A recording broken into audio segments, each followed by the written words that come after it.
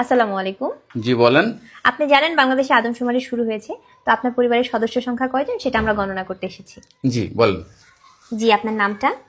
দিনমজুর। না, মানে আপনার পেশা না, আপনার নাম। আমার নামই দিনমজুর।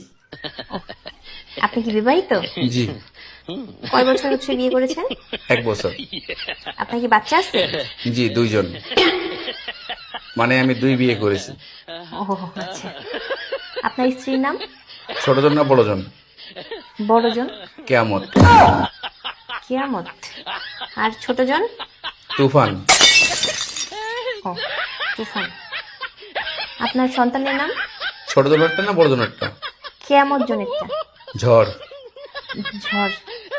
আর তুফানেরটা? সিডর। সিডর। জি, আপনার মূল্যবান সময় দেওয়ার জন্য আপনাকে ধন্যবাদ। আর লাগবে না?